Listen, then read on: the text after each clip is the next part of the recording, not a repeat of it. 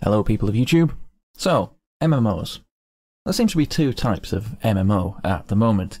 There's the type that everyone seems to be interested in, the type that the media seems to be talking about, and the type that all the companies seem to be wanting to make at the moment. Those are the theme park style MMOs. The ones that have looked at World of Warcraft and gone, that's very successful, let's make that. The problem is, World of Warcraft has already been made.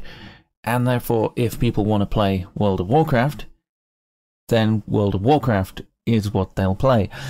People aren't all that interested in playing World of Warcraft with a slight sci-fi slant, or playing World of Warcraft in the Star Wars universe, etc. So that's why lots of the competing games, the games that have tried to go up against World of Warcraft, like Old Republic or Final Fantasy Online, the most recent one, they haven't really done fantastically brilliantly. In fact, with some of them, the actual number of people playing them has been significantly lower than I think was anticipated. I think the reason for that is fairly straightforward. It's because the problem with theme park is, well, you've got to like the content, you've got to like the rides, otherwise you're not going to go on playing it.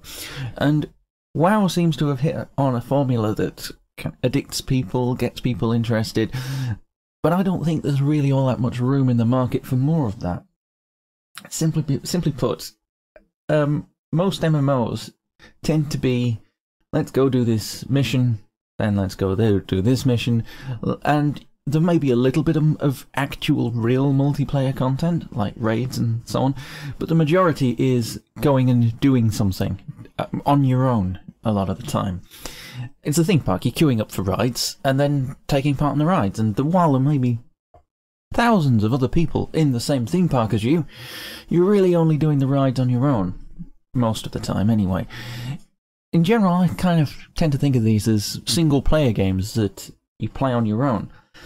If you look at a game like the Old Republic, and if you take away the online side of things and make it just a single-player game, you wind up with a game that's just very similar to what you're playing anyway. Yeah, there's less people running around, you can't, like, find groups and so on, but otherwise, the game itself is largely the same. Now that really isn't what I look for in an online game. What I look for in an online game is something that I would find, well, like a sandbox, the other side of the MMO coin, sandbox MMOs. The ones where you kind of live out a full new life. Now this is how MMOs actually started. MMOs began in this way, a real world that you could have real impact on. And there's not much in the way of mission structure necessarily, not much in the way of what people who are traditionally into the theme park MMOs, people would possibly think, well, there's not all that much to do. But what you do is you interact with the world and you interact with one another. Games like EVE Online and Worm Online, Ultima, games like that. Now, these ones have been traditionally thought of as more hardcore and more niche.